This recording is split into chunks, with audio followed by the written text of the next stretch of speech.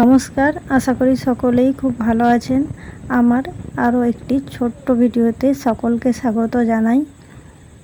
আজ শুক্রবারে এখন বাজে 8:30 মতো। সকালে বাসি কাজ সেরে নিয়ে বাজারে যাব ভাবছিলাম, দেখলাম হঠাৎ বৃষ্টি চলে এলো রিমঝিমিয়ে। সকালের কাজ বলতে লাতা ঝাঁটা, জাগা বাসন ধোয়া, আবার মুড়ি খাবার জোগাড়ও করলাম। এরপর আমি বাজারে যাব। হঠাৎ দেখলাম বৃষ্টি এসেছে। আর আগের দিনে আমি বলেছিলাম যে পটলগুলো জলে ভিজিয়ে রাখলে ভালো থাকবে। আর দেখুন বন্ধুরা, সত্যিই আমি পটলগুলো জলে ভিজিয়ে রেখেছিলাম সারা রাত ধরে। আর পটলগুলো দেখুন কত সুন্দর টাটকা আছে, মনে হচ্ছে যেন এখন গাছ থেকে তোলা হয়েছে। কালকের বাসি পটল বলে কেউ কিন্তু ধরতেই পারবে না। আমাদের ফ্রিজ নেই, তাই জলের মধ্যেই ডুবিয়ে রেখেছিলাম। পটলগুলো কিন্তু দেখুন একদম টাটকা, কত সুন্দর লাগছে দেখতে। এই পটলগুলো কিন্তু আমাকে একজন বলেছিলেন জলে ভিজিয়ে রাখতে, তার কথা মতোই কিন্তু আমি জলে ভিজিয়ে রেখেছিলাম। দেখলাম পটলগুলো সত্যিই ভালো আছে। এরপর বৃষ্টিটা থেমে গেছে, আর এখানে দেখুন গাছগুলো কত সুন্দর লাগছে। আর এই গাছটা একটা ঔষধি গাছ।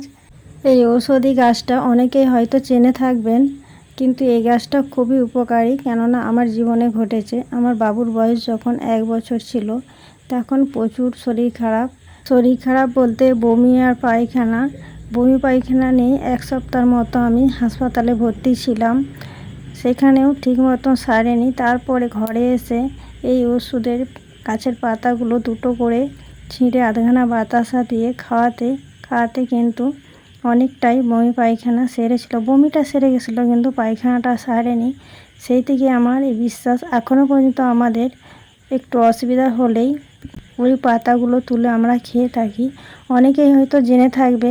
কার কার জানা আছে এই ঔষধি গাছের গুণাগুণ, আমাকে অবশ্যই কমেন্ট করে জানাবেন। আর দুপুরে কি রান্না করেছি সেটা তো আপনাদের দেখালাম। ভাত, পটল ভাজা, আর বাটা মাছ ভাজা, শাক ভাজা, আর আলু আর ভেন্ডিতে একটু তরকারি করেছি। এখন বাজে 4টে মতো। দুপুরবেলা একটু বিশ্রাম নিয়ে উঠে বিশাল মেঘ ধরেছে আর ঝড় দিচ্ছে। আমি একটু রাখি তৈরি করব বলে, আর আমার রাখি তৈরি করা হবে না, ঝড় আরম্ভ হয়ে গেছে। দেখুন বন্ধুরা কেমন ঝড় আরম্ভ হয়েছে, গাছগুলো কত দুলছে। আর এই ভিডিওটা কিন্তু আমার একদিনের তোলা নয়, আরও 2-3 দিন নিয়ে আমি তুলে একটা ভিডিও বানাই। আমি প্রচুর কাজের মধ্যে থাকি, তাই আমি সব কাজগুলোও কিন্তু ভিডিওর মাধ্যমে দেখাতে পারি না। কেননা ভিডিও করতে গেলেই কাজের দেরি হয়, সময় লাগে। দেখুন বন্ধুরা, এই যে এটা আমাদের বাড়ি। আমি তো আগেও বলেছি আমাদের আর্থিক অবস্থা খুবই খারাপ।